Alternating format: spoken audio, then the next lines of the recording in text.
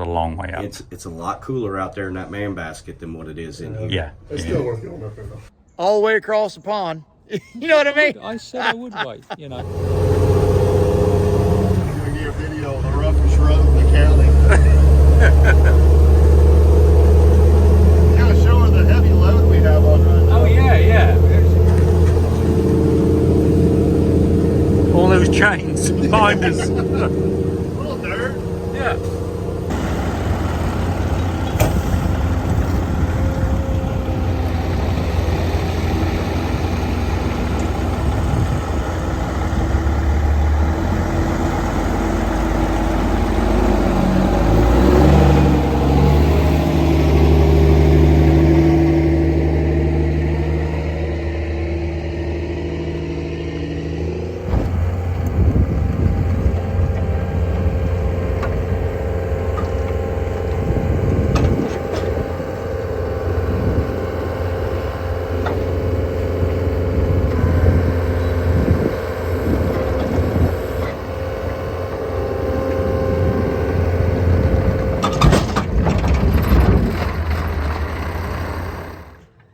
I don't know if you guys can remember, but here is where the drag line was.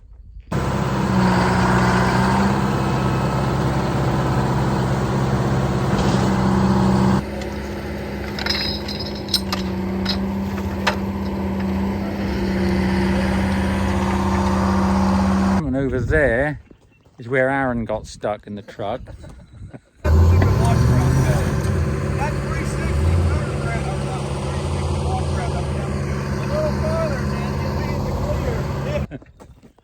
It's a bit drier now.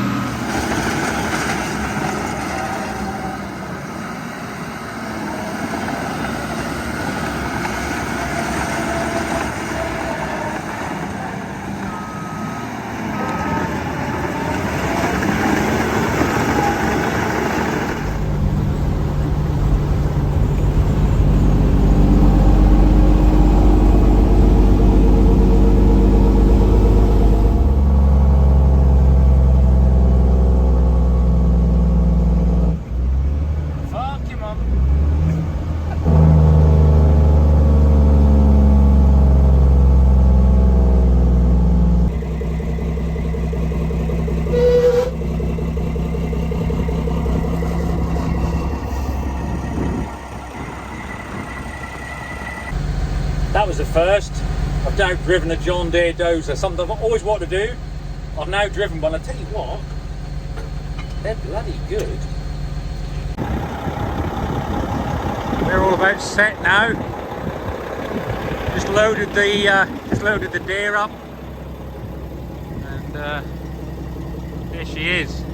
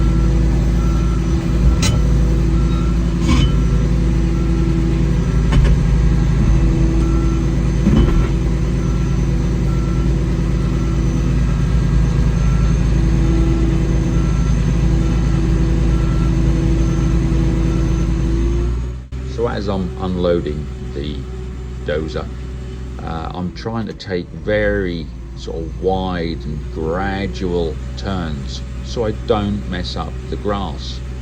Afterwards, when I'd parked up, Mike just wandered across and said, "You could have just slewed it straight round." He said, "We're going to rip this all up next week."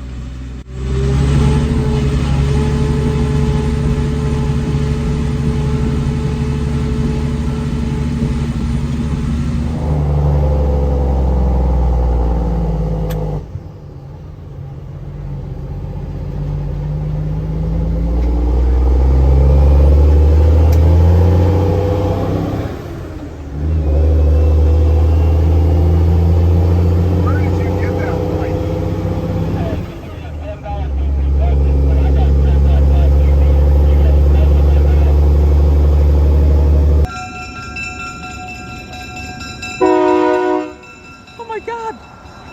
It's an 8SOS 464.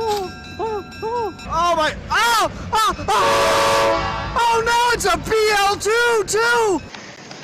What the hell is the world coming to?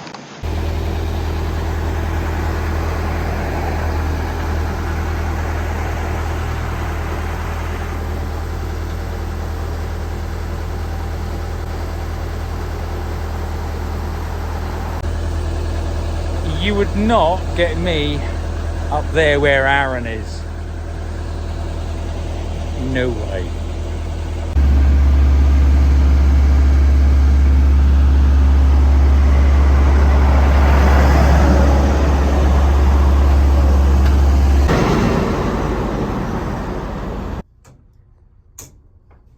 Wonderful, wonderful thing. So that clock you saw from outside, this is the internals of it. This is, you know, just a bigger version of what you'd have in a wristwatch. I have $2 and a Casio. Alright, we're going to stop this, and I'll explain to you as we go what's happening. Hey, watch your fingers this time. Yeah, I about lost some skin last time. Alright, so this gear right here is beveled. See how it's beveled Yep. one way on one side, one way on the other side? So as this gear kicks this wishbone out, that's the momentum it keeps to keep this weight swinging. Oh, I see, yes. And then you adjust this weight turns up and down, and that's how you adjust how fast the clock turns. Okay. So you're clicking along. This side of the clock over here is all quarter hour. This side of the clock over here is all hour. So the first thing it's going to do, it's going to ring 10:30. So as I run this clock, this is going to jump up out of that cam. You see the different spacings in here? Right. So you got quarter hour, half hour. Ah, I The see. spacings change. The spacings change on how many times it rings. So, and then you're going to see this thing over there spin. That's an air governor, so that controls the timing of the bell. So as I roll this around, you're going to see this come up out of there. It's going to ring. So that's 30 after, and it drops in there. And it drops in there. So then I'm going to run it. I'm just letting time fly here. Yep. So I'm going to run it around. You're going to hear, it won't be on this one. This will be quarter after, quarter till. So it's going to quarter till, or 45 after.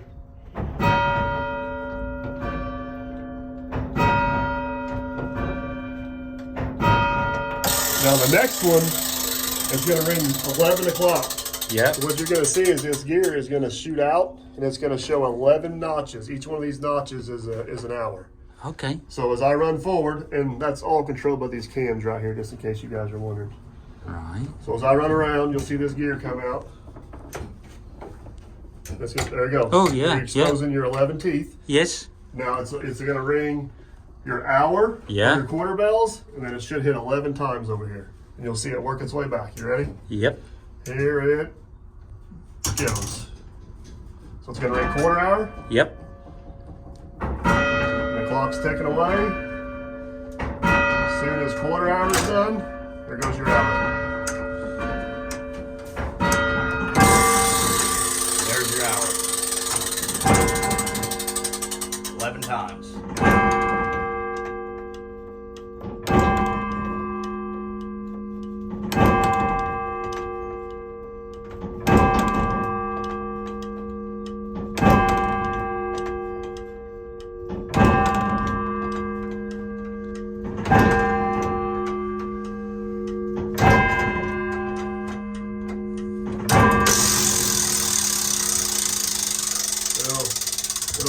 circus and go around again.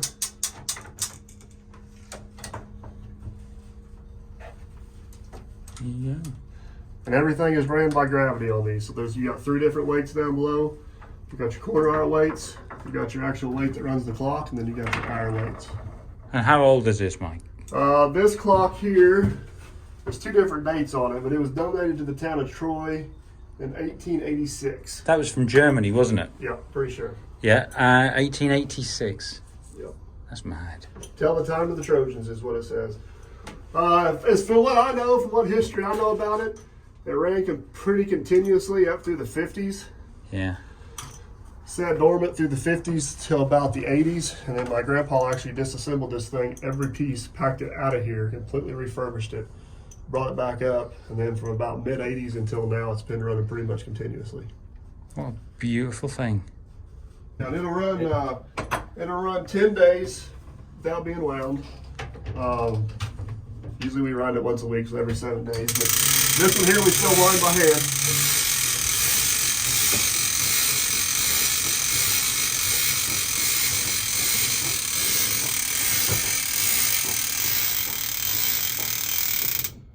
And then these other 2, we cheat slightly. Got a little mechanical. Oh, okay.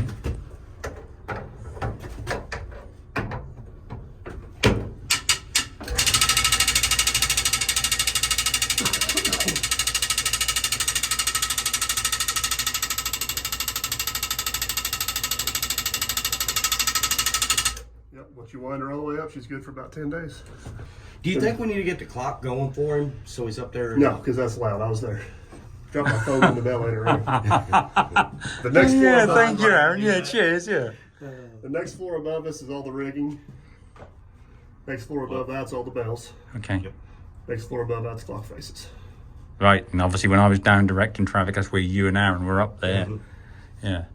Because it was a long way up. It's a lot cooler out there in that man basket than what it is in here. Yeah. It's still worth going up there though. Oh, while you guys are up there, you want me to just go ahead and let the clock run and let it hit the 12 o'clock hour and then do the 12 rings? Yeah, you're good actually. Amazing. I literally dropped my phone down there, bounced off a bell, and about the time I had my head in that bell to go down the second hole, it decided to start ringing on me. Yeah, I heard it.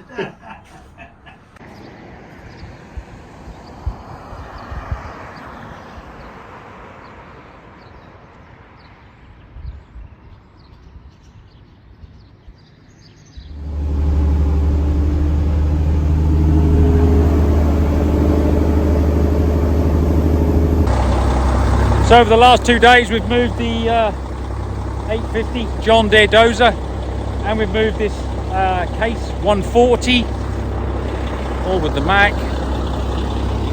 It's just been a really good laugh. It has been good fun. But yeah, it's now muggy and humid.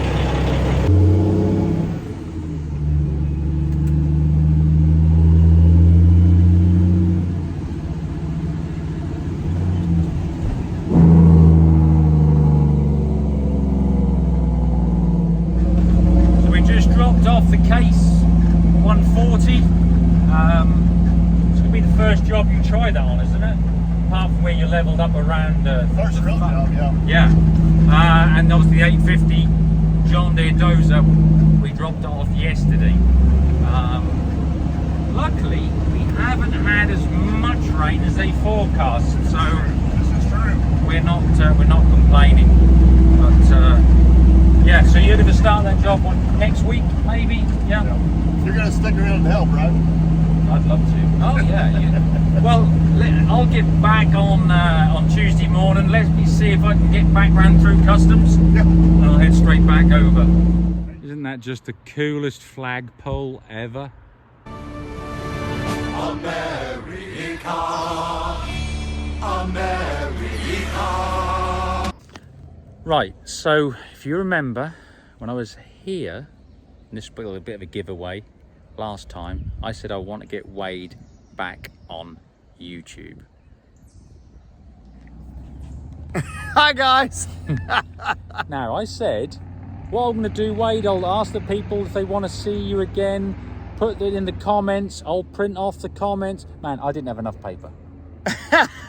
So, yeah, you're back, and you're doing it as well, which I like. You're just doing a steady pace now, aren't you? You're not trying to get out. And, yeah, you know. he's basically Muck's. Basically, I asked him, I'm like, well, what should I do? And he's basically once a week. I'm trying to do once a week, but if it don't happen, it don't happen. People are just grateful that you're back. Because I went to forcing him at one time, and it was I hated him. That's not a I nice hated place making to him, and be, you all is it? hated watching him. You know. I mean, it was forced. And you know, if it takes 3-4 weeks now to get the content that you enjoy and the viewers will enjoy, then that's what it is. You're gonna have to wait a month. But if you got in a week, if you got some really good content, twice in the week, you'll put it up. Yeah. It is what it is. Yep. The main thing is you're back, and the main thing is you're enjoying interacting again, aren't you? You know? Yeah. I love everybody. I love people. Yeah, My problem is I just love people. Yeah. We was at a school a couple weeks ago, and I met a bunch of new people down there, and we're all having fun. We're all hanging out together and stuff. And we was coming together one morning, and there's a guy. He's taking a test to drive one of these big tows. Yeah. That tows the barges up and down the river. Yeah. I sat down with him, and we go through his paperwork, and then everything he's studying for and everything. I get up, and I helped him get study because he's taking his last test that day to drive a barge. So the guys go, man, you never meet a stranger, dude. It's like, I just love people. People are neat. Yeah. People are amazing. But you think, so did the guy pass and everything? He got his... Yeah, well, he was taking his last test. He took his hard test early on, so they kind of weed him out early. Yeah. So you take the hard stuff first, like all the river signs and all the things and how to prep your boat and all this stuff he had to go through. And the last test he took was basically just the safety test, like your deck hands and stuff. He was that close to actually passing, and then he met Wade. Yeah, he probably failed.